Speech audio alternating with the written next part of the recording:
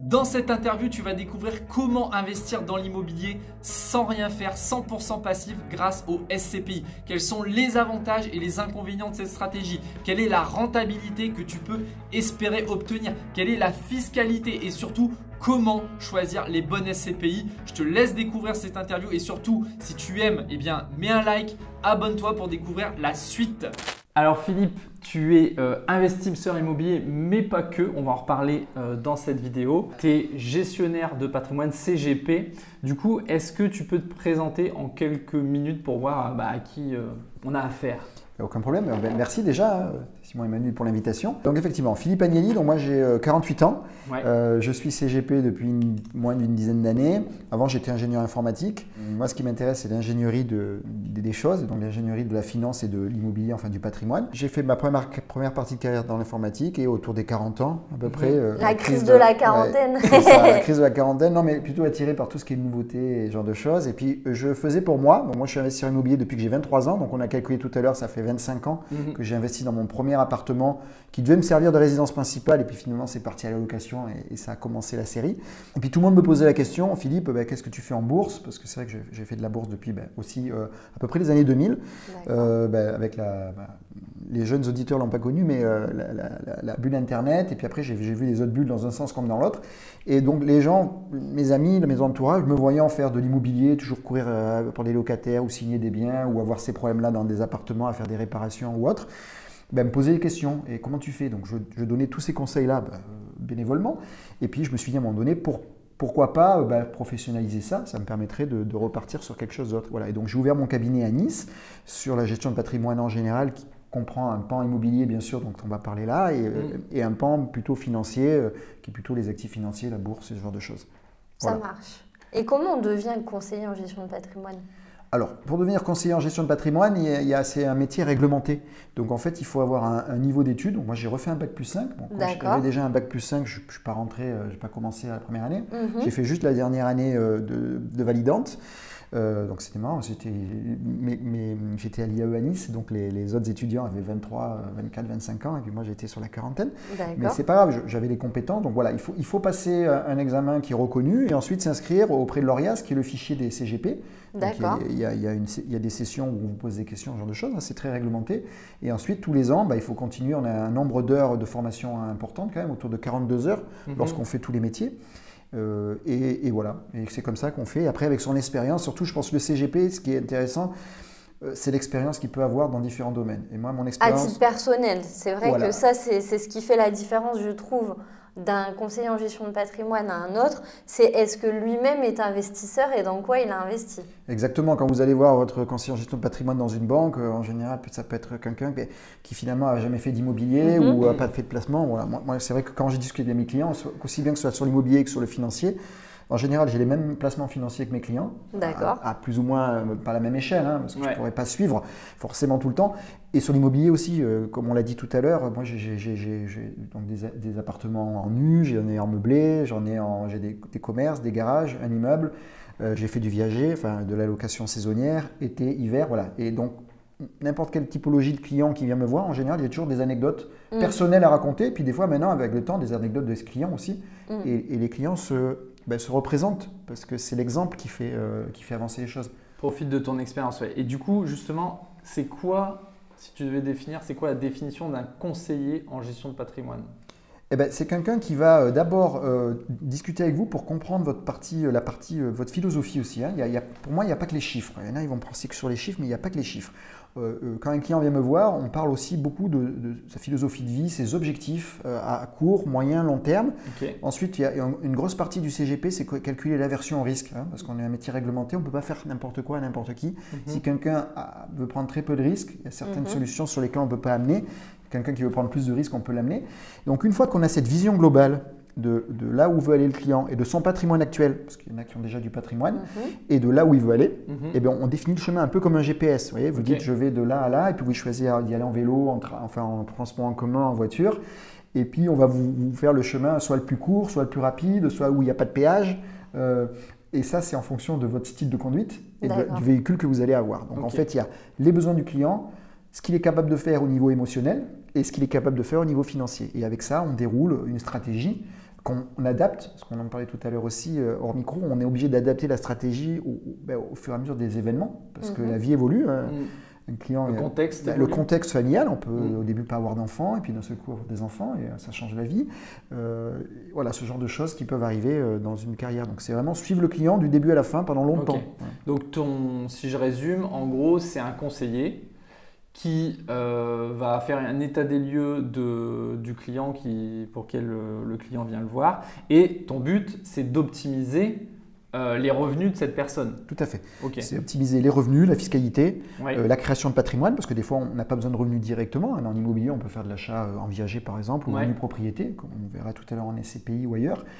Et on peut prévoir, par exemple, des revenus complémentaires arrivés à la retraite. Donc, ce n'est pas des revenus forcément immédiats, mais c'est des revenus différés qu'on peut prévoir. Voilà.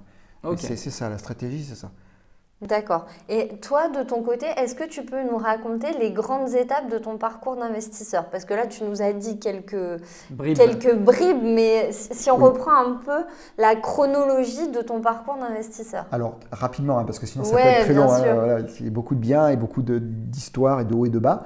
Donc moi, l'immobilier, je l'ai commencé donc à 23 ans. J'ai acheté mon premier appartement, comme on a dit tout à l'heure, pour faire ma résidence principale, et puis finalement, je l'ai loué.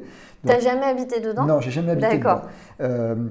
Après, j'ai fait du financier, parce que c'était l'année 98-99, quand j'avais 23 ans. Ensuite, il est arrivé la bulle Internet, et moi j'étais en plein dedans, l'informatique, donc j'investissais en bourse. Et donc là, c'est une partie plutôt financière. Là, on achetait n'importe quelle action dans les années 2000, ça prenait 10% dans la journée. Donc, c'était intéressant. Tu es devenu très riche à ce moment-là. Oui. Et après, il y a eu qui diront la belle époque. Oui, mais après, il y a eu la descente. J'étais encore un peu jeune, donc j'ai fait le roller coaster. Okay. Et c'est ça aussi qui m'a dit, l'immobilier, c'est quand même pas mal, parce que pendant que je voyais le roller coaster des investissements financiers, je voyais que l'immobilier, lui, continuait à… Ouais, c'est beaucoup plus stable. C'est plus stable, voilà. Et donc après, j'ai acheté d'autres appartements, petits immeubles, appartements, commerce, garage, et puis à la fin, problème de capacité d'endettement aussi. Ouais. Viager, puisque les rentes viagères n'ont pas besoin d'une banque. Donc mes derniers investissements, c'était plutôt du viager où j'avais plus besoin de banque. Voilà. Et quand tu dis tu n'as plus besoin de banque, le viager, il faut quand même payer le bouquet, ce qu'on appelle le bouquet. Et du coup, ça, tu le payais cash? Oui, il y a très peu de banques qui financent un bouquet. Et je le payais cash parce que voilà, j'étais endetté, mais j'avais quand même un reste à vivre important et ça ne me posait pas de soucis. Juste pour préciser, ceux qui ne savent pas, dans le viager, qu'est-ce que c'est le viager déjà? Alors, le viager, c'est… vas-y, explique du coup. Le viager, c'est lorsque vous achetez un bien, on le démembre. Ça, il faudra faire une formation juste sur le démembrement. Vous avez la nue propriété d'un côté qui est le fait de posséder quelque chose et l'usufruit de l'autre qui est le fait de l'utiliser. Et quand vous achetez en viager, la personne peut rester dans son appartement, donc elle garde l'usufruit qui est le fait d'habiter, et vous avez la nue propriété. Les murs. Les murs, voilà. Et le jour où il y a extinction de l'usufruit, c'est-à-dire la personne décède dans un viager, c'est comme ça que ça fonctionne, vous récupérez sans imposition et sans démarche particulière la totalité du bien. Et donc ça vous permet de payer beaucoup moins cher un bien, parce qu'en général le bouquet, ça dépend l'âge des personnes à l'intérieur, mais il peut être 1/10 ou même 5% du prix. Donc le bouquet, la mise de départ. La mise de départ. La mise de départ pour rentrer dans le viager. Exactement. Et tous les mois, vous payez, au lieu de payer un crédit avec des intérêts, vous payez une rente à la personne qui habite dedans. Et bien sûr, il y a l'aléa de la vie de la personne, mais en même temps, aujourd'hui, c'est un côté social parce que ça permet à des gens qui n'ont pas les moyens forcément d'une grosse retraite de rester chez eux et de profiter de voilà. Et donc ça, c'est un type d'investissement particulier, on ne va pas en parler aujourd'hui. Mais non, c'est pas le sujet de cette vidéo, le viager, mais en tout cas, c'est toujours intéressant de savoir que tu en as fait. Oui. Et tu en as encore. Non, il s'est arrêté l'année dernière. Okay. Et voilà, donc j'ai récupéré l'appartement, je suis en train de faire des travaux. Il a été reloué là, mais les travaux ont été faits. On est reparti sur de la location classique. Ok, et ça a duré combien de temps du coup ta période? J'ai signé en 202011 et ça s'est arrêté en 2021. Ok, une dizaine d'années. Oui, une dizaine d'années. Et j'avais fait les courbes, il fallait que ça dure 15 ans max pour que ce soit intéressant pour moi. Donc finalement, je suis rentré dans dans mon calcul de prévision. Ok, ça marche. Le sujet de la vidéo du coup, c'est les SCPI. Comment investir dans les SCPI. Donc, si tu devais donner une définition simple des SCPI, qu'est-ce que ça serait? Alors déjà, on va expliquer l'acronyme. SCPI, c'est Société Civile de Placement Immobilier. Ça fait peur, hein, dit comme ça. Non, peut-être que votre communauté connaît bien les SCI, hein, Société Civile Immobilière. Société Immobilière. Voilà, donc on va dire que c'est à peu près la même chose, hein, à part que c'est public. Donc c'est des investisseurs, donc des associés. Donc, vous pouvez devenir associé de cette structure-là. C'est une société qui va aller acheter des biens immobiliers. En général, des immeubles, hein, comme vous, hein, c'est la thématique de votre chaîne. C'est rare qu'ils aillent acheter des appartements un par un, mais en général, ils achètent des immeubles, donc soit de bureaux, soit des commerces, soit des entrepôts. Aujourd'hui, on a cette diversification. Au début, les SCPI, c'est quelque chose qui s'est fait dans les années 70, même fin des années 60, on commençait à avoir les premières foncières qui se sont créées et qui permettaient à des investisseurs de se grouper pour acheter des biens un peu plus importants. Ouais. Aujourd'hui, même si vous avez un peu d'argent, d'aller acheter un entrepôt pour le louer à Amazon, c'est compliqué. Ou d'aller acheter une clinique privée, il faut quand même des moyens importants. Ouais. Donc la SCPI permet de mutualiser les ressources d'une multitude d'associés et la société va gérer elle-même d'acheter les biens en fonction de la typologie de ce que vous choisissez. Hein. Donc, soit une SCI de bureau et ça va être des bureaux, soit une SCI, on va y revenir tout à l'heure, soit une SCI médicale, des biens médicaux. Et derrière, vous touchez vos loyers. Parce qu'au même titre qu'une SCI classique, vous avez un pourcentage, alors petit, hein, puisque les SCPI sont grosses. Ça dépend les parts. Tout à fait. Les plus grosses SCPI aujourd'hui dépassent les 3 milliards d'euros d'encours, voilà, parce qu'elles sont très anciennes. Et puis il y a des petites SCPI qui se lancent et qui démarrent avec 2, 3, 4 millions d'euros et puis qui vont très vite. Hein. Les dernières SCPI qui sont créées il y a 3-4 ans avec pas grand-chose et aujourd'hui dépassent le milliard d'euros. Donc la collecte est très forte. Ok. De ce que je sais, c'est que souvent plus les SCPI sont anciennes, moins elles sont rentables. Tout à fait, on peut avoir ce côté-là. C'est un peu comme… on est nouveau, on est plus dynamique, on est plus rapide. Voilà. Surtout là, depuis la crise du Covid, les SCPI qui se sont créés il n'y a pas longtemps n'ont pas un gros stock, donc n'ont pas beaucoup d'immobilier ancien, on va dire, sur lequel il peut y avoir des problèmes d'énergie, enfin d'obsolescence énergétique. Et donc c'est vrai que lorsqu'on achète en période de crise des biens moins chers, on va avoir un meilleur rendement. Ouais. Sur la fin, ça peut se tasser parce que elles vont grossir et donc elles vont être moins flexibles. Ouais, plus de frais de gestion, peut-être aussi des travaux à gérer parce que le bien vieillit, etc. Ouais. Il faut le retaper, donc attention, c'est un point de vigilance. On pourra le voir tout à l'heure dans les typologies de SCPI. Voilà, yes. Comment on crée une SCPI? Alors, n'importe qui peut créer une SCPI. Une SCPI, c'est juste un statut. Hein. Aujourd'hui, on crée plus, quand on est des particuliers, on crée des SCI, Société Civile Immobilière. Et là, on met un capital de ce qu'on veut, hein, on peut les créer avec 1 euro. La SCPI, il y a un minimum de 750 000 euros à récupérer auprès d'investisseurs. Okay. Et ensuite, il y a une réglementation à suivre. Hein. Les SCPI sont surveillés par l'AMF. La SCPI est l'un des placements, si ce n'est le placement le plus surveillé de la place française. Donc l'AMF, tu as parlé de l'AMF, est-ce que tu peux dire ce que c'est l'AMF? L'AMF, c'est l'autorité des marchés financiers qui en général s'occupe de la bourse et des placements, on va dire, plus côté financier. Mais la SCPI a cette ambivalence que c'est un placement immobilier, puisqu'on est propriétaire d'une société qui détient l'immobilier. Donc on va physique réel. Mais on détient des parts, on ne détient pas directement l'immobilier. Et c'est en ça où on est sur le volet financier. On appelle ça, les SCPI souvent la pierre papier. Oui, c'est un sous-jacent qui est immobilier et derrière c'est du papier. Et donc c'est des actes de propriété, de parts de société. Et donc c'est l'AMF qui est chargé de ça. Donc aujourd'hui, on peut faire une petite aparté là-dessus parce que c'est quand même important de savoir. Une SCPI, en gros, vous avez la maison de gestion qui va gérer la SCPI. Cette maison de gestion est validée par l'AMF. Donc, elle a des process, des choses à mettre en place. L'AMF peut retirer l'agrément, tout à fait. Mais la SCPI, elle, n'est pas détruite. Hein. Elle est transférée à une autre maison de gestion. Cette maison de gestion, elle a son fonctionnement en interne. Elle est surveillée par les commissaires aux comptes, parce que c'est obligatoire. Donc, les comptables, les commissaires aux comptes, tous les ans, des experts indépendants doivent calculer la valorisation de l'immobilier de la SCPI. Et tout ça fait le prix de la part, par exemple, de la SCPI. Et donc, c'est très compliqué d'avoir des… Il n'y a jamais eu, hein, depuis plus de 40 ans que les SCPI existent, même plus maintenant, parce que c'est la fin des années 60, 50 ans, il n'y a jamais eu de crash. Il peut y avoir des années 90 ont été difficiles, parce que l'immobilier était en une période difficile, puisque le sous-jacent est immobilier, mais il n'y a pas eu de scandale qu'on pourrait avoir dans des scandales financiers. C'est pas de la crypto-monnaie. Non, ça n'a rien à voir avec la crypto-monnaie. C'est moins sulfureux, quoi. C'est beaucoup plus, comme tu disais tout à l'heure, beaucoup plus stable. Yes. Et quels sont les avantages d'investir dans des SCPI ?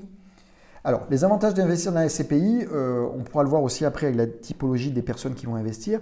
Mais globalement, ce qu'on a dit, c'est que vous n'allez pas être seul à acheter. Donc, vous mutualisez le risque à l'achat. Enfin, vous déléguez l'achat d'immeubles à des professionnels qui s'y connaissent. Donc, vous, votre communauté, vous avez des gens qui sont aguerris à l'immobilier, mais tout le monde n'est pas comme ça. Donc, des gens n'ont pas envie de s'embêter à gérer l'immobilier, à les visiter, à choisir. Donc, vous déléguez toute cette partie-là. C'est passif, ouais. Oui, on va le voir après, c'est un des revenus passifs. Hein. Ouais. Pour moi, les deux revenus passifs, c'est les dividendes de SCPI et les dividendes de société si vous achetez du LVMH et puis vous prenez vos dividendes. Le reste mérite quand même du travail. Il faut juste choisir la bonne, quoi. Et ça, on va en parler juste après. Ouais. Donc, pour revenir aux avantages, on a un accès très rapide, c'est-à-dire certaines SCPI ont des parts à 200 €. Vous pouvez commencer à devenir un investisseur immobilier avec 200 €. Alors, le rendement, si c'est 5%, avec 200 €, vous n'allez pas aller loin. Ça serait à moins de 1 € par mois. Avec une part à 200 €, vous serez pas rentier. Mais ça vous permet de le faire progressivement. Hein. La gestion de patrimoine, la création de patrimoine. Alors, il y en a beaucoup qui essayent d'aller très vite, mais globalement, on est sûr d'y arriver si on y va lentement. Après, on a des raccourcis, on peut y arriver plus rapidement. Mais si on met bien en place les stratégies dès le départ, c'est impossible que sur le long terme, quand je dis long terme, c'est 15, 20, 30 ans, hein, c'est le patrimoine, il faut s'en occuper tôt et il est pour. Après, on ne peut que réussir. Donc on commence avec faible coût, on a cette mutualisation, on a cette diversification, c'est-à-dire les immeubles sont répartis aujourd'hui en France, en région, mais aussi à l'étranger. Hein, donc vous pouvez avoir des biens qui sont en Espagne, qui sont en Allemagne. Et pareil, pour un investisseur, même d'acheter un immeuble, l'acheter en France, il y a des règles, on peut les connaître, mais vous lancez, aller acheter un immeuble en Espagne ou en Allemagne, il faut connaître le marché, il faut connaître la langue, il faut connaître les règles juridiques. Donc on a ces diversifications-là, on a la diversification aussi de la typologie. On peut avoir du commerce, on peut avoir, comme on a dit tout à l'heure, de l'entrepôt, on peut avoir du médical, des maisons médicalisées. Enfin, c'est vraiment ça, on fait de l'immobilier sans les contraintes, ça je le dis beaucoup, ça c'est vraiment un des avantages. Après on reviendra sur les autres points parce qu'il y en a beaucoup. Donc là tu nous as parlé des avantages, mais il y a peut-être aussi des inconvénients. Bon, les inconvénients, c'est qu'on ne peut pas aller dormir dedans. Hein. Vous achetez l'immobilier, mais vous ne pouvez pas le… Voilà, vous avez des parts de SCPI. Derrière, il peut y avoir un inconvénient de la façon dont c'est géré, parce que vous pouvez gérer vos biens, et puis si vous les gérez mal, vous en prenez qu'à vous. Et oui, quand on est porteur de parts de SCPI, quel regard on a sur la maison de gestion finalement? Alors le regard là aussi, il est très transparent. Hein. Vous recevez un rapport, alors maintenant c'est dématérialisé, j'aurais pu en apporter un. Vous recevez un rapport de gestion de la maison de gestion. Vous avez toutes les adresses de tous les biens, la valorisation, les loyers, ce genre de choses. Et vous pouvez, en tant qu'associé, chaque année, on vote. On rentre au board, au conseil de surveillance de la SCPI. Donc, si vous avez du temps, vous pouvez vous inscrire comme étant volontaire, vous faire élire et être au conseil de surveillance. Et là, vous participez aux réunions de la SCPI qui va dire la stratégie d'investissement, ce genre de choses. Donc, c'est vraiment, c'est pas obscur. C'est transparent. Oui. Il y avait une grande transparence. Mais par contre, je pense qu'on ne peut pas dire oui, je pense que là, vous n'avez pas trop bien géré les travaux, il faudrait plutôt prendre tel artisan pour réduire. Ça, alors, on n'est pas au micromanagement comme ça, parce que c'est vrai que quand une SCPI va faire des travaux dans un immeuble et qu'elle va rénover par exemple 10 ou 15 000 m², on n'est plus sur les mêmes échelles lorsque vous faites rénover un appartement ou même un petit immeuble où vous avez une dizaine d'appartements. Là, on est dans des choses qui sont conséquentes. Et pareil, ils sont avec des experts qui dépassent, entre guillemets, à moins que vous soyez vous-même un expert de la rénovation des entrepôts ou des cliniques, vaut mieux laisser faire. Hein. Ouais. Ok, donc la gestion en inconvénient, qu'est-ce qu'il y a d'autre comme inconvénient? Alors l'inconvénient, c'est que on est tributaire, mais ça c'est un peu comme l'immobilier classique, des hausses et des baisses. Du marché immobilier. Du marché immobilier. Sachant que la SCPI a cette particularité-là que le prix de la part, on pourra en parler tout à l'heure, par exemple s'il est fixé à 100 €, la SCPI a une marge entre plus 10 et moins 10%. Donc ça veut dire même si le marché descend un peu, le prix de la part n'est pas obligé forcé de descendre de suite. Il y a un petit tampon amortisseur. Et inversement, lorsque ça monte, et là on verra tout à l'heure de comment bien choisir la SCPI, la SCPI est obligée de revaloriser sa part si elle touche la barrière des 10%, parce qu'elle ne peut pas la dépasser. Donc, moi, quand je sélectionne des SCPI pour les clients, on verra le processus peut être complexe en fonction des besoins du client et de la valeur de la qualité de la maison de gestion, mais on regarde aussi cette barrière haute parce qu'on sait qu'il va y avoir une revalorisation qui va arriver de 3 ou 4%. Donc c'est le moment de l'acheter, c'est ça que tu dis? C'est le moment de l'acheter. Un des inconvénients qu'on va avoir, c'est sur la partie crédit, puisque là, si vous achetez un appartement ou un immeuble, les banques en général savent suivre Ouais. Sur la partie crédit pour les SCPI, les banques n'aiment pas trop. Ah bon? Soit elles proposent les SCPI qu'elles ont, qu'elles proposent. Donc, elles détournent un peu l'allocation que peut faire le CGP en fonction des besoins, en fonction de toute la stratégie qu'on a mis en place, juste parce qu'elles n'ont que ça à vendre. Ouais. N'achetez pas de SCPI via votre banque, allez voir un CGP qui a l'offre globale. Il y a 200 SCPI aujourd'hui sur le marché. Moi, je ne distribue pas les 200 parce qu'au bout d'un moment, il y a redondance dans les SCPI. Mais globalement, un SCPI… en France, mais tu as accès aux 200 si tu veux. Si j'ai envie, si un client me dit je veux celle-là, je peux aller la chercher. Ce qui est différent pour une banque qui a accès seulement à son catalogue. Tout à fait. Le banquier ne va pas choisir. Et donc, pour la partie crédit, on va se retrouver donc avec une petite difficulté de se faire financer facilement. On y arrive, hein, mais on a des banques spécialisées qui suivent. Et derrière, on est sur des taux qui sont un peu plus élevés, c'est-à-dire on n'a pas, maintenant aujourd'hui les taux ont déjà bien monté dans le crédit, mais on a toujours presque un point de différence parce que c'est considéré comme du professionnel. Hein, et quand vous achetez de l'immobilier professionnel, donc c'est un crédit hybride en fait. Hein, l'achat des SCPI, c'est un crédit entre immobilier et consommation. D'accord. Il n'y a pas un classique. Il n'y a pas une définition du crédit pour les SCPI, on est entre les deux. Certaines banques arrivent à le financer avec du crédit immobilier. D'accord. Certaines banques le financent sur des crédits consommation longue durée. Et les banques spécialisées, on est un peu entre les deux. Donc par exemple, on n'a pas les 10 jours de rétractation comme on peut avoir, les jours de la loi Scriver, ça ne s'applique pas là. Voilà, c'est un petit peu… Et du coup, c'est un point intéressant parce que l'idée, c'est d'utiliser l'effet de levier toujours des banques pour pouvoir investir. Sur ce genre de crédit, est-ce que c'est les mêmes règles qui s'appliquent, le taux d'endettement, les choses comme ça, c'est pareil? Un peu moins, parce que comme on n'est plus sur du crédit mois et des 30%, les banques regardent quand même le reste à vivre. Donc si vous avez des bons revenus, on peut toucher les 40% d'endettement pour la partie SCPI, parce que ça reste du crédit, pas forcément avec les mêmes règles que l'immobilier. Par contre, comme tu disais tout à l'heure, c'est vrai que d'utiliser l'effet de levier était très intéressant.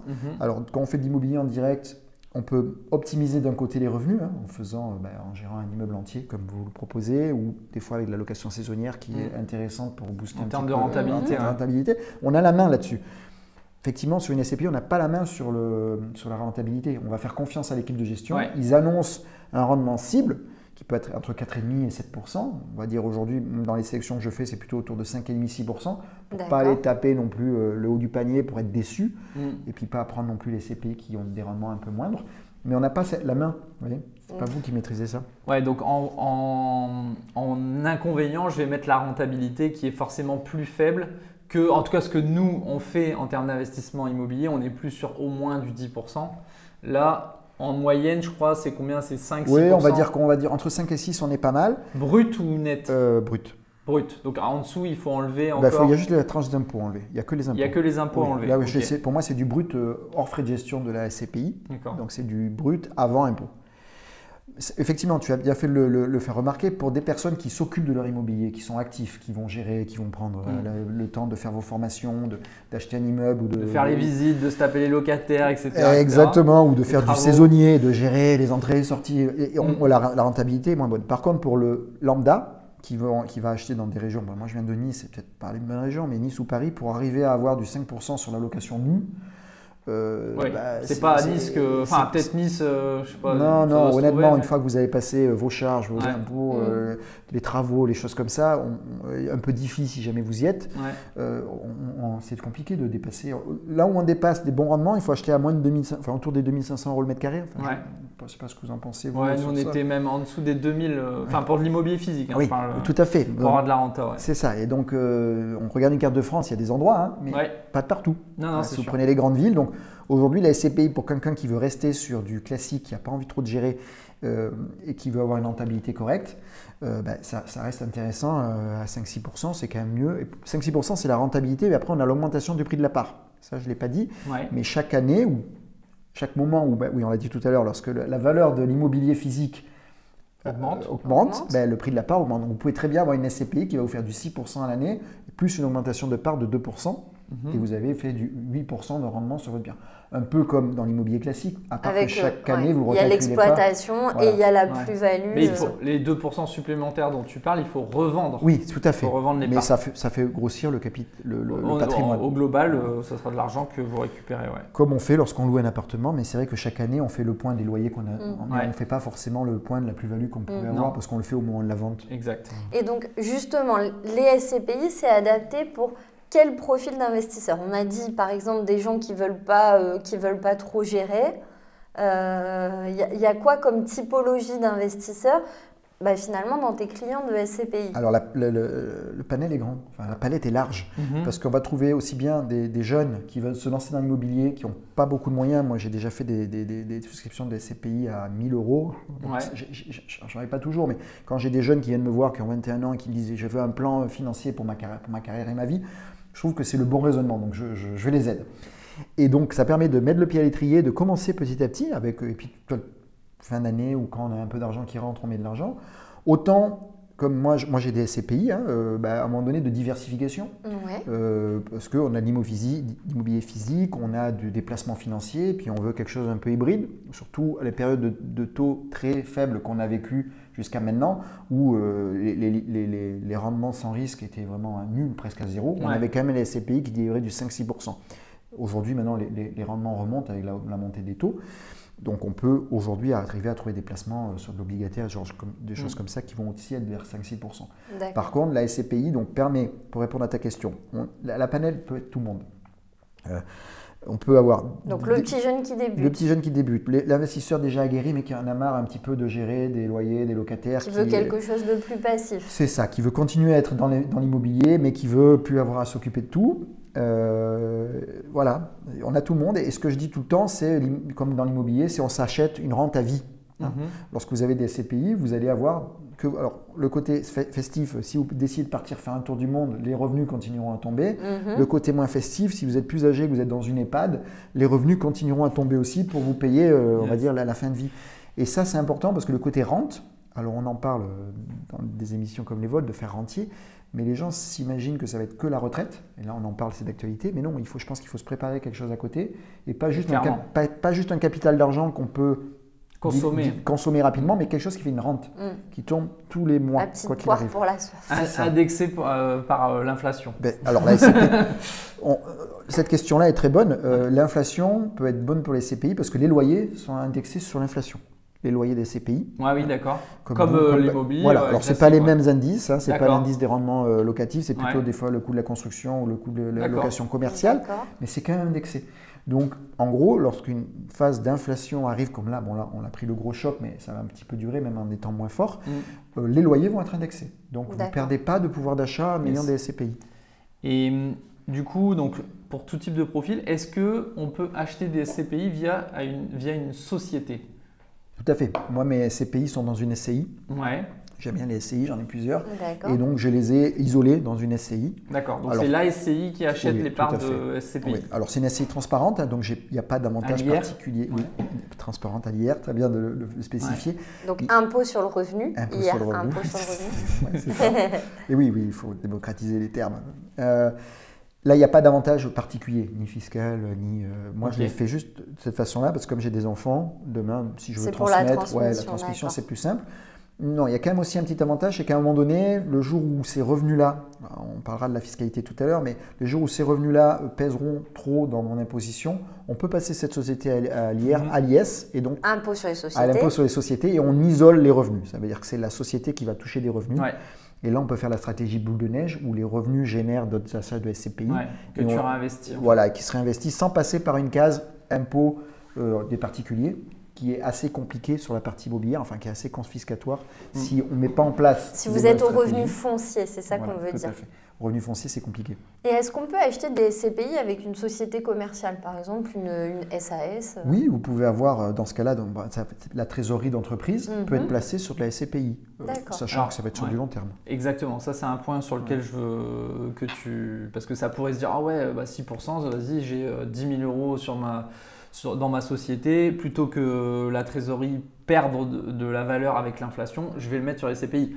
Attention, parce que les SCPI, on est quand même sur des placements à long terme. On aurait pu le mettre quand même aussi ça peut-être dans les inconvénients. C'est qu'en termes de liquidité, on ne se dit pas cette année je mets 10 000 euros dans une SCPI, puis l'année prochaine je récupère mon argent et je veux le remettre. En théorie c'est possible, mais dans la réalité c'est pas très… c'est pas optimal. C'est pas optimal. Voilà. C'est pas rentable, tout à fait. Il faut laisser, pour que ce soit optimal, il faut laisser ça combien de temps? Enfin, tu achètes une SCPI, il faut la détenir au moins combien de temps pour que ce soit optimal? Alors, dans la littérature, le jargon et l'AMF conseille, c'est un investissement comme de l'immobilier, 8 ans.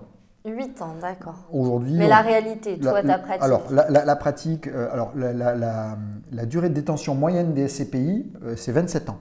Parce que, les gens parce que les gens les achètent et finalement, ils les gardent. D'accord. Parce que ils voient qu'il n'y a pas de gestion. Les rendements sont bons, il y a juste à déclarer à la fin de l'année les revenus, vous retrouvez une feuille. Et il n'y a pas de raison forcément de le vendre. Et on va le vendre au moment d'une transmission, souvent. Pour ça, la durée est longue. Sinon, pour les personnes, effectivement, comme on en parlait tout à l'heure, il y a des frais d'acquisition de la SCPI qui peuvent être entre 0, mais ça c'est très peu de sociétés qui proposent du 0% en échange de ce 0% de frais d'entrée, entre guillemets, des frais d'acquisition, il y a des frais de gestion qui sont plus importants. D'accord. Et sinon, globalement, les SCPI sont autour de 8-10% de frais d'entrée. D'accord. Qu'on assimile, pour expliquer, on explique souvent que c'est un peu comme des frais de notaire lorsqu'on fait de l'immobilier, ce qui est un abus de langage, ce n'est pas des frais de notaire, c'est des frais d'entrée dans la SCPI, des frais de droit d'acquisition. Voilà, donc ça, il faut les amortir. Donc vous voyez, si vous prenez une SCPI qui va faire du 5% et que vous avez du 10% de frais d'entrée, si vous la vendez, alors vous pouvez le vendre le lendemain, pas bloqué, mais c'est comme si vous achetiez un appartement et vous avez fait payer les frais d'agence et les frais de notaire, vous le vendez le lendemain au même prix, vous avez perdu des sous. Il faut attendre soit que la SCPI vous ait versé des dividendes, des loyers, soit qu'elle ait pris de la valeur. Donc c'est vrai que moi, je conseille à mes clients entre 5 et 8 ans, mais en général, ils vont les garder plus longtemps. D'accord. Ok. Mais on est quand même liquide. Hein ça c'est important de le dire. En fonction du marché, il y a un marché secondaire. C'est sûr, si demain, il y a, comme tout, s'il y a un squeeze, le marché se rétracte, même si vous avez un appartement en physique, le temps de le vendre va être plus long que le temps de le vendre dans un marché en plein boom. Donc il y a un des avantages que tu as cité, c'est on peut rentrer, c'est accessible avec peu de moyens. On peut investir quoi avec, c'est combien minimum 100 une euros, part, 1000 euros? Non, il y a des parts à 200 euros. Okay. Après, je conseille personne de prendre. C'est comme dans des actions. Vous pouvez acheter une action Orange à 10 euros aujourd'hui. Vous pouvez en acheter une à 1 euro, à 9 euros, mais ça ne sert à rien.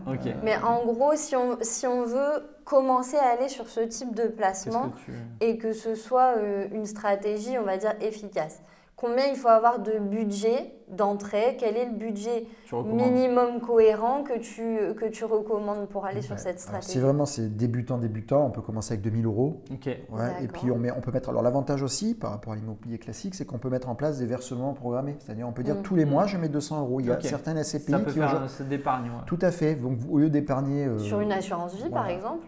Ou des fois, ce que j'explique à certains clients, on ne va pas rentrer aujourd'hui dans la partie démembrement, ça sera trop compliqué, peut-être après sur les questions, puis moi je dois faire une vidéo là-dessus. On peut acheter des SCPI moins chers parce qu'on les achète démembrés, un peu comme l'histoire du viager tout à l'heure.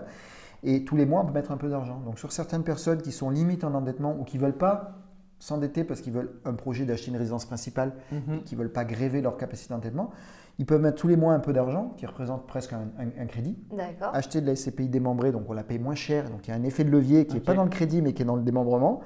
Et derrière, l'avantage de ça, c'est que le jour où ils ont besoin d'acheter leur résidence principale, ils stoppent les versements, ils font leur activité principale, ils s'endettent à 27, 30%, peu importe, et derrière, ils peuvent reprendre. Donc on a ce côté dont on peut lisser dans le temps l'investissement. Donc pour répondre à la question, il n'y a pas de minimum, on peut commencer à 200. Ce que je conseille, c'est à partir de 2 000 euros. Et ensuite, on le verra tout à l'heure, la partie diversification, à peu près par palier de 20 à 25 000 euros, c'est de diversifier ses SCPI. D'accord. Par activité, par géographie D'abord maison de gestion, pas tous ces œufs dans le même panier. Et après par activité, par géographie, exactement, et par rendement. Parce que tu l'as dit tout à l'heure, des grosses anciennes maisons de gestion ont des SCPI qui vont être moins rentables, mais moins risquées aussi. Qui sont moins risquées. Il y a un patrimoine immobilier qui est un gros paquebot. Voilà, il va avancer tranquillement. Il faut les deux. Il faut le petit jet ski pour être rapide, mais en même temps, le paquebot, lorsqu'il y a la tempête, ça passe mieux les crises. Justement, quels sont les risques quand on investit dans les SCPI? Tu as dit tout à l'heure que depuis 40 ans que ça existait, il n'y a jamais eu de scandale sur les SCPI. Est-ce que toi, dans ton parcours de conseiller, tu as déjà eu des gens qui ont eu des problèmes ou ce que les gens le feedback que les gens te font sur les SCPI? Non, les risques, comme on a dit, c'est exactement ça. C'est si à un moment il y a un problème sur le marché de l'immobilier, un risque de liquidité, comme on dit. Mais en même temps, ça s'appelle de l'immobilier. Donc l'immobilier, c'est pas liquide, sinon ça se saurait. Donc voilà, il y a ce que j'appelle pas un problème, c'est inhérent à la chose. Vous achetez de l'immobilier, voilà, c'est pas liquide.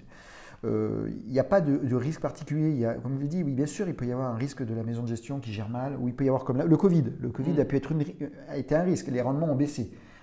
Quand vous avez une SCPI de commerce et que les commerces sont fermés, il y en a qui ont du mal à payer ou d'hôtellerie. De la même manière que si on a un local commercial, j'ai envie de dire. Tout à fait. Là, l'avantage, c'est quand même on démultiplie le risque était réparti. Donc, les sociétés qui faisaient du commercial, il y a des gens qui ont pu payer le loyer, mais dans leur panier, s'ils avaient 300 commerces, il y avait des commerces qui sont restés ouverts. S'ils avaient des boulangeries, s'ils avaient des centres commerciaux, s'ils avaient des EHPAD ou ce genre de choses, voilà. Donc, le risque est quand même limité. Non, aujourd'hui, du risque pur, j'en vois pas, à part ce risque de liquidité. Bien sûr, après, il y a le risque que les loyers puissent monter et baisser. C'est vrai que c'est un risque des SCPI, mais c'est le risque de n'importe quel l'immobilier en général. Et le risque de perte de valeur d'un bien, effectivement. Si le bien, demain, se déprécie, il a mal été acheté ou il a été acheté trop cher.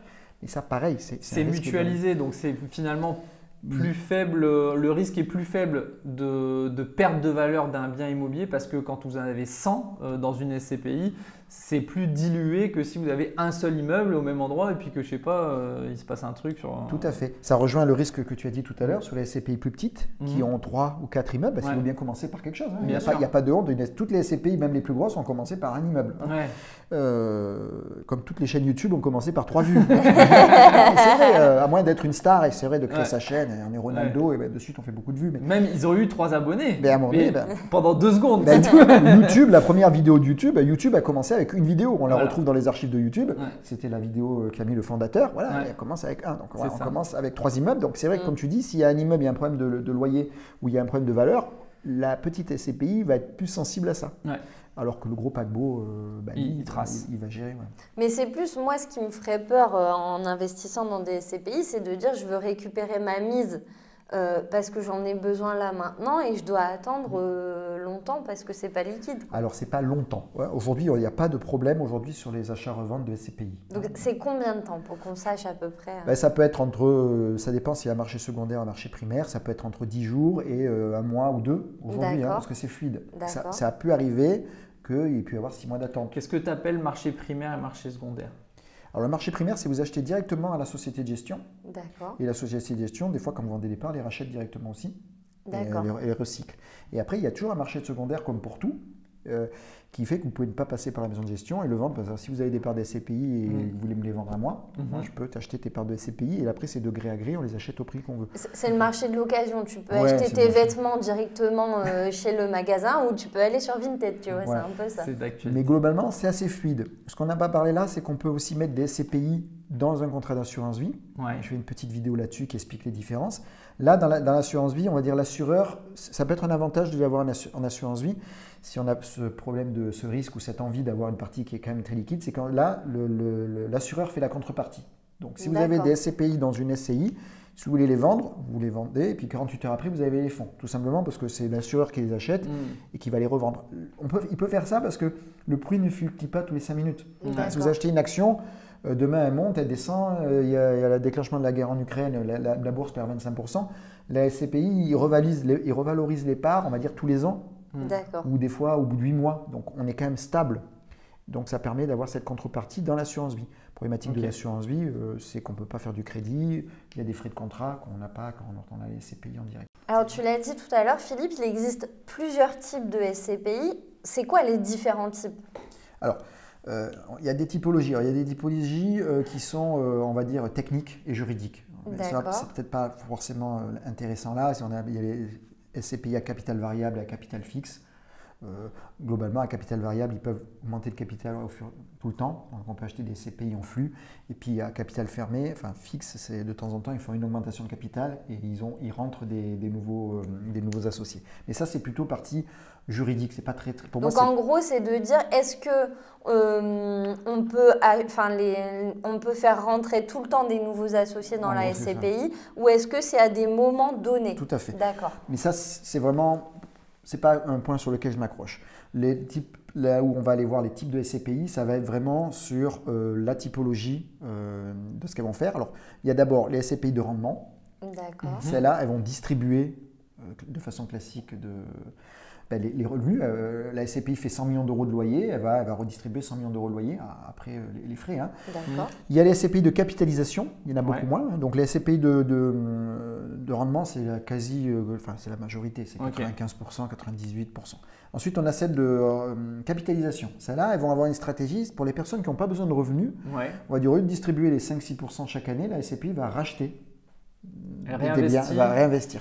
Donc en fait, vous avez votre prix de part qui augmente. Ouais. Donc voilà, vous n'avez pas de revenus supplémentaires qui vont passer, quand on aura la question sur la fiscalité, à l'impôt foncier qui peut être confiscatoire si on est dans une grosse tranche. Et ça vous prépare quelque chose pour plus tard. Donc ça, c'est plutôt sur le long terme. C'est plutôt sur la plus-value. Oui.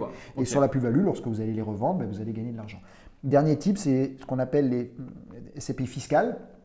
Donc là, pareil, il n'y en a pas beaucoup. Elles vont reprendre les lois de défiscalisation immobilière en France, que ce soit alors, les lois connues comme le Pinel ou le de Normandie, qui sont des lois de location. Mais après, on peut avoir les monuments historiques, on peut avoir le Malraux. Voilà. Donc ça, ce sont des outils aussi qui permettent de gérer la fiscalité. D'accord. Donc ce n'est pas le même objectif. Là, ce n'est pas je me crée une rente ou j'ai une perspective de plus-value. C'est mon objectif est de réduire mon imposition à court terme. Alors, vous réduisez l'imposition, mais vous avez quand même la partie loyer. D'accord. On a une SCPI de Normandie qui vous donne quand même du loyer, parce que les gens payent des loyers, et puis qui, à la fin, lorsqu'elle va être dissoute, on va vendre les biens, parce que les SCPI fiscales, en général, c'est long, hein, au bout de 12-15 ans, les biens sont vendus et l'argent est redistribué.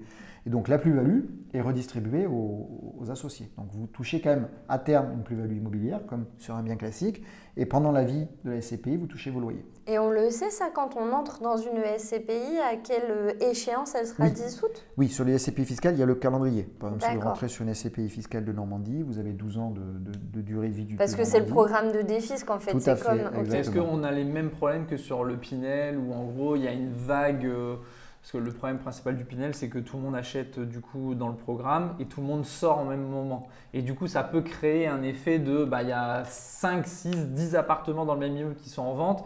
Et du coup, la concurrence fait que le prix général baisse. Complètement. Alors, en général, lorsque les SCPI fiscales, elles n'achètent pas un appartement par-ci, par-là, elles achètent l'immeuble entier. Ouais. Et en général, à la fin, il est revendu à une SCPI qui va faire parce qu'on n'a pas vu la typologie, après je vais y aller, qui va faire du résidentiel. Donc vous allez avoir une SCPI résidentielle qui va acheter l'immeuble entier.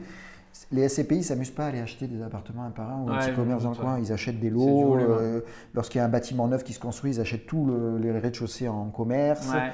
Voilà, ils achètent un entrepôt entier. Voilà. Et donc il n'y a pas ce côté problématique que tu dis, mais effectivement, à la fin du programme immobilier, sur de l'immobilier défiscalisant, ils vont vendre l'immeuble entier à une autre type de SCPI ou à un autre investisseur, un investisseur privé qui achète l'immeuble en général, ou à vos étudiants qui vont aller acheter un immeuble qui finit un Pinel qui était là il y a 15 ans et qui maintenant se retrouve à la vente.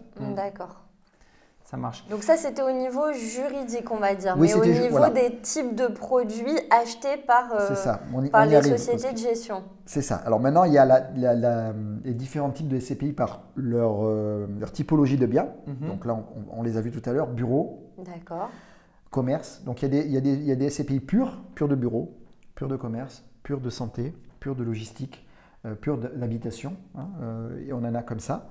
Et après, il y a des mixtes qui vont, mais là, vous le savez avant, elles annoncent combien d'immeubles, quel pourcentage. Donc ça, on va dire, c'est une typologie de SCPI, mais en fonction de l'usage. D'accord. Et ensuite, moi, je classe aussi ça dans une typologie de SCPI en fonction de la géographie. D'accord. Donc il y a des SCPI qui sont Paris, Intramuros et puis l'Île-de-France. Il y a des SCPI qui sont régions en France, donc ils font les deux. Et puis après, il y a des SCPI qu'on appelle européennes. Donc, il n'y a pas de SCPI européenne, mais La SCPI est un statut français, Ouais. mais des SCPI qui vont investir en Europe. Et D'accord. donc, elles vont investir en Allemagne, surtout en Allemagne, Irlande, Espagne, ce genre de pays. Et puis derrière, il y en a qui vont aller chercher plus loin. Donc, il y a des SCPI qui vont investir jusqu'au Canada. D'accord. Et donc là, l'avantage pour l'investisseur, comme on disait tout à l'heure, c'est dans la diversification. Lorsque vous avez 1, 2, 3 immeubles d'habitation, comme vos élèves peuvent avoir, derrière, à un moment donné, on dit, bah, tiens, j'aimerais bien avoir du commerce, j'aimerais bien avoir du bureau, parce que ça ne fait pas les mêmes cycles Bien sûr, de hausse, de baisse, de stress. Et à l'étranger, on peut avoir des gens qui vont se dire, bah, tiens, allez, je me spécialise, j'apprends l'allemand, je vais… alors bien sûr, on peut passer par des intermédiaires, hein, ça j'exagère. Je vois comment ça marche en Allemagne et je vais acheter moi-même un immeuble en Allemagne. C'est plus compliqué. Il vaut mieux acheter… comme je voulais vous dire, voilà, l'avantage de la SCPI, c'est vous achetez un immeuble, mais juste en restant dans votre canapé, en signant un document. Vous achetez un morceau d'immeuble. Yes. Mais toi, par exemple, tu vas préférer aller sur une maison de gestion qui va faire un peu de commerce, un peu d'hospitalier, par exemple, ou tu vas préférer dire, bah, je vais chez telle maison de gestion pour faire que du commerce, chez telle maison de gestion pour faire que de l'hospitalier, pour constituer mon portefeuille? Bonne question. Si au départ, on commence par une seule SCPI parce qu'on a 20 000 euros, là, je vais plutôt aller sur une qui est déjà diversifiée. Comme ça, D'accord. avec un seul investissement, on est déjà quand même un peu diversifié. Par contre, si j'ai un client qui vient et qui place 150 000 euros, je vais lui prendre 5 SCPI. Et là, on va en prendre une spécialisée bureau, une spécialisée logistique. Je vais faire la diversification, je vais le faire par le nombre. Alors que c'est sûr, si on choisit qu'une seule SCPI, dans ce cas-là, on va prendre une qui est déjà un peu diversifiée en son sein. Sauf si j'ai des demandes particulières. Des fois, les médecins aiment bien la santé. Donc, des fois, j'ai des médecins qui me disent, bah, moi, je veux qu'une seule SCPI, je veux celle-là. Voilà, et on la prend. Ok. Ça revient à la question importante, c'est comment choisir la bonne SCPI? Alors, comme tu l'as dit, on va d'abord, nous, l'avantage du CGP, c'est qu'on est sollicité souvent par les maisons de gestion pour nous faire des points. Alors, bien sûr, des fois pour distribuer leurs solutions, mais surtout, moi, je le prends sur le côté, ils nous font des points de gestion. Ils me disent où ils en sont et quelle est leur stratégie. Donc, c'est pour ça qu'aussi je ne distribue pas les 200 parce que c'est compliqué à suivre toutes les 70 maisons Ça te de fait gestion. 200 rendez-vous du coup. Tu en distribues à peu près combien aujourd'hui? Là, aujourd'hui, dans le cabinet, on a des conventions avec on peut distribuer une trentaine de SCPI. Ah oui, parce qu'à chaque fois, tu dois faire une convention avec la maison de gestion, c'est ça? Ah oui, donc ça aussi, forcément… Ça se gère, mais voilà, donc je vais avoir une dizaine de conventions et en tout une trentaine de SCPI. D'accord. Et dans ces SCPI, je trouve mon bonheur, enfin surtout le bonheur de mes clients, enfin aussi un peu pour moi. Et donc là, je vais analyser la stratégie des maisons de gestion. Comme je l'ai dit tout à l'heure, je vais analyser aussi le besoin du client et son objectif, parce qu'on ne va pas faire la même chose en fonction de chaque client. Et là, on va choisir, entre guillemets, dans ce panel de 30 maisons de gestion déjà, on va dire, restreint, je vais faire une allocation avec le client en lui expliquant pourquoi on va sur cette maison de gestion, pourquoi on a diversifié, pourquoi celle-là est complémentaire par rapport à l'autre et comment on dilue le risque. Parce que le métier de gestion d'un patrimoine, on ne l'a pas dit tout à l'heure, c'est effectivement d'optimiser les gains, mais en limitant les risques. Parce que si on dit mets tout sur la crypto, parce que là, il y a effectivement le potentiel de gain est bon, énorme. mais Le potentiel de risque est est bon le aussi. risque est bon aussi. Donc, l'idée, c'est d'avoir quelque chose qui est lissé dans le temps. Ok, ça marche. Donc, comment choisir la bonne SCPI? À nouveau, il n'y a pas une bonne SCPI, il y a des bonnes SCPI. Et maintenant, on fait une allocation. Voilà. C'est comme si vous dites… Mais c'est quoi une bonne SCPI? Alors, d'accord, ça c'est une meilleure question. Une bonne SCPI, ça va être une SCPI avec une maison de gestion qui a des expériences, bon, ça on s'en doute un peu, mais des fois il y a des jeunes SCPI qui se créent, mais avec des anciens de maisons de gestion qui viennent. Donc, le track record est important. Le track record, c'est l'ancienneté de ce qu'ont fait les gestionnaires. C'est vrai, comme on dit tout à l'heure, si on achète une SCPI comme la maison Sofidy qui date des années 70, on a toute l'expérience, enfin, ils ont leur expérience. Donc, d'avoir une société de gestion dans laquelle on a confiance au management. Ensuite, qui a une bonne stratégie, une stratégie intéressante. Là, en ce moment, c'était la logistique. Il y a eu une grosse vague depuis le Covid parce que c'est vrai que la logistique, on s'est aperçu qu'on a besoin de livrer, de faire ce genre de choses. La France est en retard sur la partie loyer dans la logistique. D'accord. Donc ça a été une vague. Ils ont beaucoup collecté, une des SCPI qu'on distribue. Et maintenant, là, on voit que ça repart un peu sur la santé. Donc en fait, il y a des trends qui arrivent aussi comme ça, un petit peu. Pas des modes, parce que la logistique sera toujours là dans 10 ans. Mais et donc, il faut arriver à un peu flairer à l'avance ce qui va un peu marcher à un moment donné. Donc voilà, donc pour la sélectionner, il faut avoir la vision déjà de ce qui existe sur le marché. Donc j'invite les personnes chez vous à se renseigner déjà des SCPI qui sont proposées. Et ensuite… Est-ce que tu as 2-3 noms là comme ça à donner? J'ai des noms, mais qui seraient sur des choses spécialisées. Par exemple, on a parlé beaucoup de logistique. Il y a Activimo qui fait de la logistique. Ouais. Si on veut partir sur de l'international, on a Quorum XL qui est une SCPI qui va aller jusqu'au Canada. D'accord. Si on veut parler sur du commerce, il y en a beaucoup. Hein. Éventuellement, dans les commentaires, je pourrais donner quelques noms.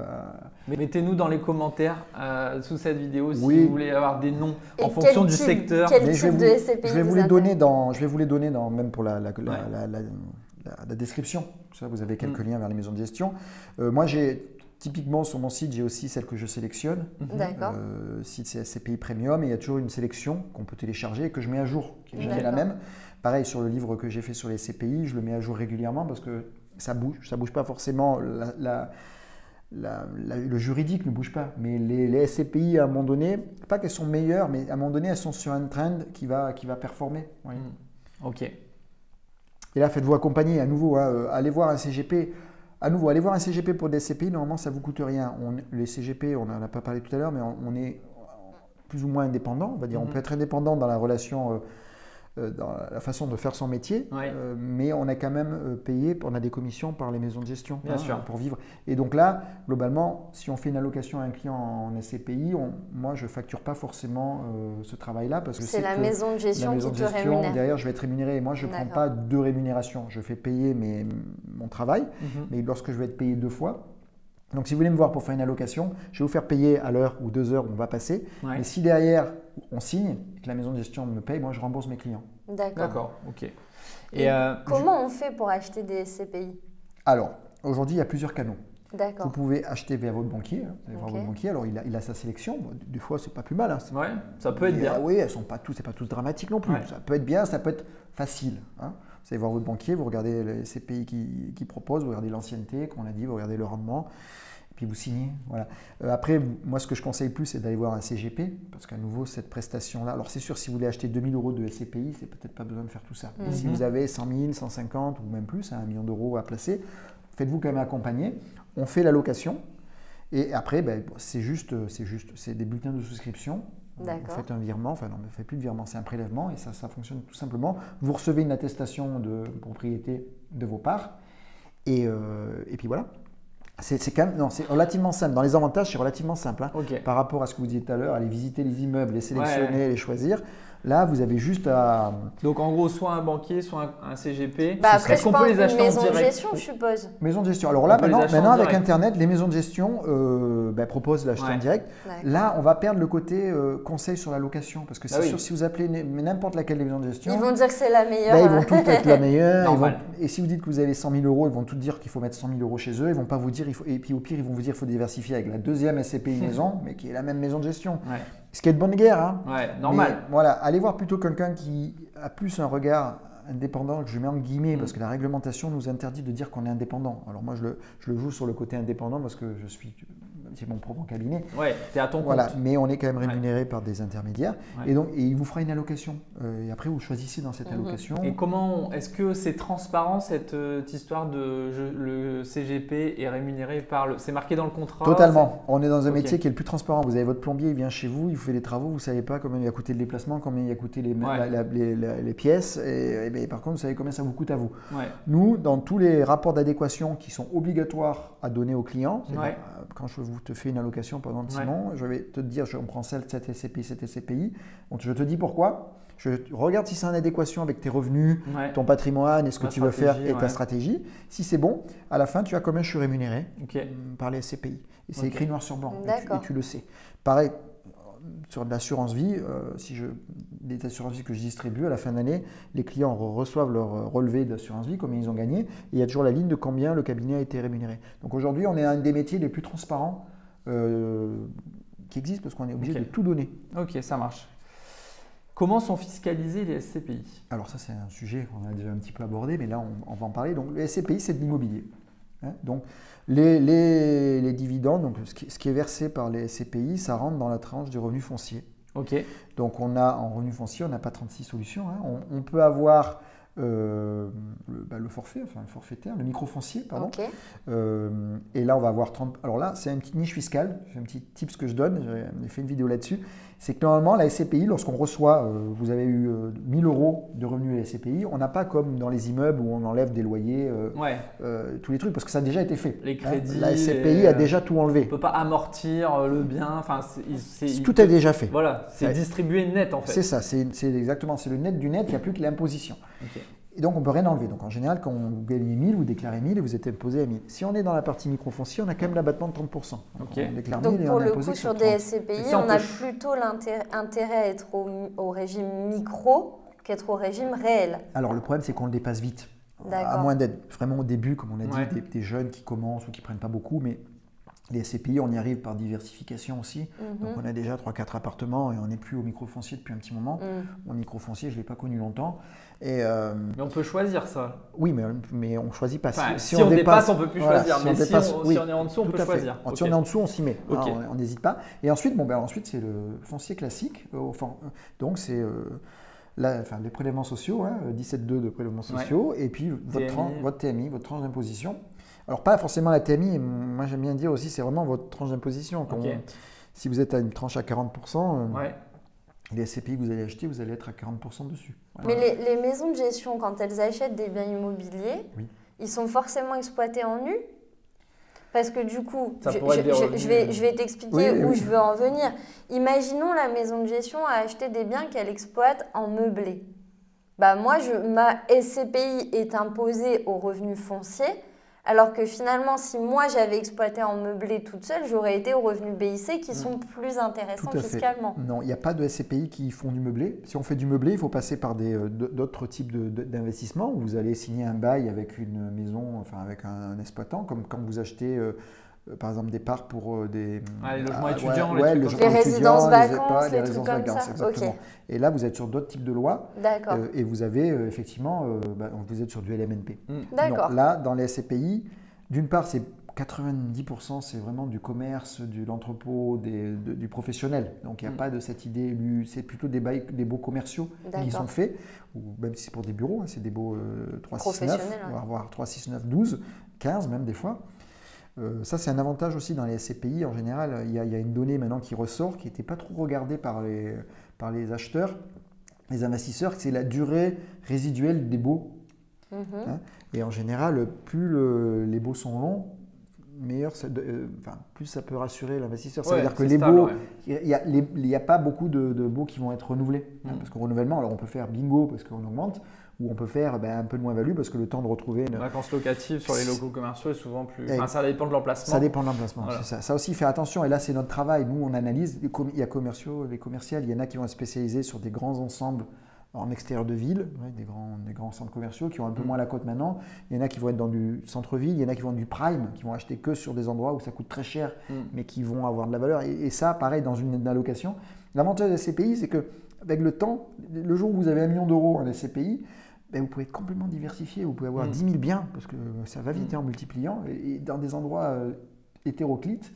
Et entre guillemets, vous êtes stable, vous êtes un gros paquebot. Mais donc, juste pour revenir sur la fiscalité, donc c'est forcément de l'imposition. Enfin non, quand on les achète en perso, c'est de l'imposition sur le revenu au revenu foncier. Oui. Et après, on choisit dans la case revenu foncier, est-ce qu'on est en micro-foncier ou en foncier au réel avec ce qu'on a dit. On a dit après, est-ce qu'on dépasse la limite en fonction des montants. Mais on peut quand même enlever les intérêts d'emprunt lorsqu'on le fait à crédit. Ah oui, bien sûr. D'accord. Alors, si la SCPI a elle-même acheté à crédit, alors elles n'achètent pas trop à crédit, ils vous le disent, ils ont un petit pourcentage de crédit, ils font du levier, mais ils ne prennent pas plus de risques que ça. Donc la montée des taux pénalise un peu, bien sûr, mais pas tant que ça. Il y a des SCPI qui n'achètent pas du tout à levier. Le levier, c'est les investisseurs qui mettent l'argent. Mais vous, si vous achetez à crédit, effectivement, l'assurance et le crédit peuvent être déduites. C'est les seules choses qu'on déduit. Par contre, dernier point de fiscalité, comme on a dit tout à l'heure, on peut loger, si on est vraiment dans une tranche d'imposition, on a 2 options pour éviter l'imposition des SCPI, de ces revenus. C'est soit de démembrer, donc d'acheter que la nue propriété et les revenus, on les touchera dans 10, 15 ans ou 20 ans en fonction du moment où vous récupérez la pleine propriété. Donc ça, c'est très intéressant pour des gens qui ont des gros revenus mais qui veulent préparer l'avenir. Ou d'aller sur des SCPI de capitalisation. SCPI de capitalisation, ça marche aussi. Là, on ne joue pas avec la fiscalité, mais on joue avec le type de SCPI. Et la SCI qui permet de mettre les parts de SCPI comme pour un immeuble. Hein. On fait une SCI à l'IS. Ok. Voilà, et là… on ne touche pas aux revenus par contre. Non, là on ne touche pas aux revenus. C'est vraiment ils sont dans la SCI et après on se débrouille autrement pour toucher les revenus de cette société. En général, quand on a une TMI à 40-45%, on n'a pas forcément besoin de revenus en plus. Ouais. On peut, hein. En fait, ça dépend, c'est une transition. C'est-à-dire que la personne qui gagne bien sa vie, mais qui veut changer de vie, qui veut arrêter de travailler et vivre de l'immobilier. Ah oui, bien sûr. Et à un moment donné, elle va être entre deux choix, quoi. Elle va devoir arrêter ses gros revenus, donc elle va baisser en tranche marginale d'imposition et du coup basculer avec des revenus immobiliers. Alors ça, on peut le préparer avec le démembrement parce qu'on peut avoir du démembrement entre 3 et 20 ans. Donc effectivement, si on se dit, moi je veux lever le pied dans 5 ans, on peut très bien acheter en démembré aujourd'hui, on n'aura pas de revenus pendant 5 ans, mais au bout de 5 ans, ça tombe. Ce qui permet de préparer les choses. Où moi j'ai des clients où on prépare, on dit votre retraite c'est dans 20 ans, mais peut-être dans 15 ans vous voulez réduire l'activité, donc on prépare des SCPI qui seront disponibles dans 15 ans et puis le reste sera disponible dans 20 ans. Dernier point pour la fiscalité, l'IFI. Impôt sur la fortune immobilière. Voilà, merci. Et voilà, donc les SCPI sont, qu'on les achète dans une assurance vie ou qu'on les achète en direct ou dans une SCI, elles comptent pour l'IFI. Donc si vous êtes déjà l'IFI… Mais il y a un abattement. Je pense, non non. Il n'y a pas d'abattement. Il n'y a pas d'abattement. Parce qu'en SCI, il y a des abattements sur… Oui, parce que c'est moins liquide, parce qu'il faut vendre les biens. Là, non, il n'y a pas d'abattement particulier. Non. Okay. Juste sous l'angle de l'IFI, du coup, on a intérêt à acheter ces SCPI à crédit. Oui. Puisque quand on achète à crédit, l'IFI est calculé sur le patrimoine net, c'est-à-dire ce qui vous appartient quand vous n'avez plus de crédit dessus. Donc s'il y a un crédit dessus, ça ne rentre pas dans le cadre de l'IFI. Moi, ce que je trouve intéressant, c'est qu'on a dit que les SCPI, c'était hybride entre un produit financier et un produit immobilier, mais on voit bien quand même que ça tend plus vers l'immobilier, puisque toutes les règles fiscales sont les règles de la fiscalité immobilière. C'est pas l'imposition du capital, finalement. Non, tout à fait, c'est ça. Dernier point pour éviter l'IFI, tu as raison, la partie crédit donne de l'intérêt la partie crédit et démembrement, lorsqu'on a de l'IFI, c'est intéressant parce que démembrement, on n'aura pas d'IFI. Dernière petite niche fiscale, c'est si on met de SCPI dans un PER. C'est quoi PER ? Le PER, c'est le plan d'épargne retraite. D'accord. Là, ça ne compte pas dans l'IFI parce que comme le PER n'est pas forcément accessible, parce que normalement, on doit attendre la retraite pour le toucher. Donc il est bloqué, on va dire, comme c'est ça. Donc c'est quand même intéressant pour des gens qui sont à l'IFI, qui veulent continuer à faire de l'immobilier, mais qui n'ont pas envie de le gérer, parce que soit ils préfèrent faire le tour du monde, soit ils commencent à atteindre un certain âge, ils n'ont pas envie de donner 30% à des gestionnaires, ils prennent de la SCPI, ils le placent dans un PER, même s'ils ont déjà la retraite, on peut avoir un PER en étant à la retraite, et là, il n'y a pas d'IFI. Ok.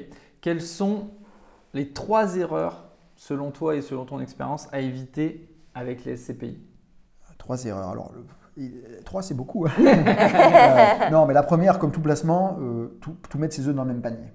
Même si on a vu que c'était très rare, moi j'en ai jamais vu, mais il peut y avoir une maison de gestion qui soit défaillante ou une géographie. Si on a une SCPI qui est qu'en Allemagne et que demain, là, avec la crise énergétique, l'Allemagne a une petite récession. Voilà, éviter donc la théorie de tous ses œufs dans le même panier à partir d'un certain montant. Quand on prend 2 000 € de SCPI, alors ça peut être beaucoup 2 000 € quand c'est quelqu'un qui commence, ça peut être tout son patrimoine actuel à 21 ans, mais on a le temps de se refaire s'il y a un souci. Donc c'est vraiment de diversifier, d'étudier les SCPI, de diversifier, pas tout mettre ses œufs dans le même panier. Essentiellement ça, de ne pas se tromper, pareil sur la fiscalité, de bien calculer l'impact que ça va avoir, surtout si on prend si on est déjà dans une tranche à 41%, donc on fait un gros ticket de SCPI, globalement 50% des bénéfices, même plus, peut partir en fumée. Donc dans ce cas-là, bien choisir sa structure et peut-être dès le départ mettre une SCI ALIS. Voilà, après, donc vraiment diversifier en fonction de son volume. J'essaie de réfléchir un troisième. Si ça me vient, je te le dirai. Pas se lancer tout seul, je pense, comme ça, sans se renseigner. Au minimum, il y a des livres, il y a des gens, des conseillers. Moi, je pense qu'il faut aussi bien réfléchir à ses objectifs et se dire qu'encore une fois, mais comme dans l'immobilier physique, c'est pas une fin en soi, investir dans l'immobilier ou investir dans les SCPI. C'est un moyen. Et c'est se dire, c'est quoi, nous on appelle ça le grand pourquoi en fait, mon objectif de vie, pourquoi j'investis dans une SCPI et peut-être aussi de trouver des produits qui sont flexibles. Tu vois, nous, à chaque fois qu'on a voulu faire un plan sur la durée, bah, ça a toujours changé en cours de route. Par exemple, on se dit, bah, tiens, je veux investir dans une SCI à l'IS, que ce soit pour des SCPI ou de l'immobilier physique. Et puis, 3 ans après, on se dit, ah bah ouais, mais finalement, tiens, j'ai décidé de quitter mon job. Il n'y a jamais rien d'irréversible, mais c'est de se dire comment je fais pour gérer ces aléas de la vie qui changent, parce que la vie de tout le monde change. Non, mais ça, on ne peut pas tout gérer. Alors, par exemple, moi aussi, j'ai fait de la fiscalité à l'époque. Défiscalisation, c'était du cellier. Ouais. Et puis après, finalement, j'ai eu des enfants, donc ça fait baisser l'imposition. Et puis, j'ai créé ma boîte, et donc ça fait aussi. Et donc, bien sûr, à un moment donné, en cellier, on avait l'avantage qu'on pouvait décaler dans le temps on pouvait reporter le crédit d'impôt. Après, ça n'a plus existé. Donc, je suis retombé sur mes pattes. Non, tu as raison. C'est pour ça que le travailler avec un CGP, c'est vraiment de voir vos objectifs. Et pas que les objectifs financiers. Hein. C'est aussi les objectifs philosophiques. Parce que des fois, on pense des gens qui vont continuer à travailler longtemps, mais dans la discussion, on va détecter que non, il y a peut-être une envie de lever le pied, ou l'inverse, une envie de ne pas lever le pied. Et ça, c'est vraiment important de bien définir les besoins. Oui. Les besoins, aversion au risque, sachant que les SCPI sont sur quand même des solutions qui sont… Le risque est classé, hein, par l'AMF, toujours entre 1 et 7. Okay. Les SCPI, on tourne autour de 3, donc on est quand même sur un risque faible. Hein. On ne peut pas dire qu'il n'y a pas de risque, mais on est un risque faible. Investissement bon père de famille. On n'a plus le droit de dire ça. C'est vrai. Oui, la loi Moi, j'ai le droit de le dire. Non, j'ai pas le droit de le dire. On a plus le droit non, c'est vrai. La réglementation a fait changer dans tout le truc assurantiel, le code financier. D'accord. On ne peut plus dire bon père de famille. Ah bon, on doit dire quoi maintenant? Alors j'avais regardé, maintenant j'ai oublié, mais on dit plus père de famille. Ah. Bon père. Bon parent. Non, voilà, c'est ça. Okay. Bon, c'est l'anecdote, mais… Pour conclure cette interview, qu'est-ce que tu dirais à quelqu'un qui a envie de se lancer dans l'investissement des SCPI, Philippe? Alors, moi, je me dirais que c'est quelque chose qui est assez simple à appréhender. Hein. Okay. Surtout si c'est quelqu'un qui connaît un peu l'immobilier, il va être très vite à l'aise avec ces principes-là. Ce qu'il peut apprécier en étant déjà dans l'immobilier, c'est le côté diversification, qu'on a dit, géographique et sectoriel, côté simplicité. J'ai juste à signer un bulletin. Et revenu passif. Vraiment, là, peut être à l'autre bout du monde. On ne va pas vous appeler parce qu'il y a un problème dans l'immeuble ou qu'il faut changer le locataire ou l'assurance. Et vous n'avez pas de travaux en plus. Ça aussi, c'est bien à dire. On achète un bien, ok, on fait des travaux, mais on ne sait jamais. Il y a la façade à refaire, il y a le cumulus qui lâche. Là, une fois que vous avez mis 1 000 € dans une SCPI, on ne fait pas un appel de charge pour quoi que ce soit. La SCPI, la maison de gestion va le gérer avec de la réserve. Il y a des réserves dans les SCPI pour faire ça. Donc, c'était quoi la question? Quelqu'un qui se lance, lancez-vous, quel serait ton conseil? Parce que c'est de la diversification. Je dis même à 1 000 €. Moi, souvent, quand j'ai des petits jeunes, j'ai des petits jeunes, ils ne sont pas petits, mais des jeunes qui arrivent à 20 ans, 22 ans, 25 ans et qui ont… c'est normal, ils démarrent. On fait de l'assurance vie, on fait un PER pour la retraite parce qu'il y a des avantages et on fait de la SCPI, même pas beaucoup, parce qu'on met le pied dans l'immobilier. Voilà. Et puis si on en a déjà, moi j'en ai déjà, moi ça me permet d'avoir quelque chose qui tourne tout seul. Puis voilà, j'ai des traînes que je loupe pas. Voilà. Là, je sais que la santé va bien marcher, je me dis j'ai un peu de santé. Voilà. C'est comme l'investissement en bourse. Si vous avez un peu un secteur qui fonctionne à l'instant T, vous êtes content parce que vous avez le bon secteur. Puis quand il fonctionne moins bien, comme la crypto, on ne dit plus qu'on en a. Tiens, d'ailleurs, est-ce que tu as de la crypto, toi? J'ai de la crypto aussi. D'accord. On en parlera dans une autre vidéo. En tout cas, si vous avez aimé cette interview, mettez un like. Si vous avez des questions, vous les mettez dans les commentaires. Si vous avez des réactions, vous les mettez dans les commentaires. Si vous voulez en savoir plus sur Philippe, peut-être que tu peux présenter ta chaîne et ton livre. Voilà, qu'est-ce que tu dirais? Vous me retrouvez Philippe Agnelli sur YouTube. J'ai lancé une chaîne un peu plus récemment que vous. Voilà. Donc, voilà, tu fais la présentatrice, Manu. Voilà. Là, il y a un livre. Là, ça c'est la version 2023 est déjà en vente sur Amazon. Là, je la ferai parvenir en version livre papier. Donc ça c'est bien pour débuter. Vous avez tout ce qui est expliqué là-dedans. Vous les avez aussi sur mes vidéos, mais là, ça permet d'avoir un support papier. Donc la SCPI, bien investir en SCPI. Voilà. Et faites-vous accompagner. Voilà. Vous pouvez aller voir ma chaîne qui va parler plus généralement, on parle d'IMO un peu, mais on parle plus de gestion de patrimoine en général, en touchant tous les sujets. Et puis peut-être qu'on vous verra dans la chaîne pour parler d'acheter un immeuble, parce que ça m'intéresse aussi. Voilà, on fera un échange de bons procédés, vous viendrez me voir au soleil aussi. Voilà, c'est tout. Puis bon courage, bonne continuation aux personnes qui suivent votre formation. Voilà, l'investissement immobilier, moi ça m'a toujours passionné. Et je continue à en faire, même si chaque fois je dis j'arrête. C'est comme la cigarette, à part que c'est moins nocif. Je fume pas et je retourne. Ok, ça marche. On vous dit en tout cas merci Philippe. Avec plaisir. Et puis l'aventure continue. À demain. Bientôt.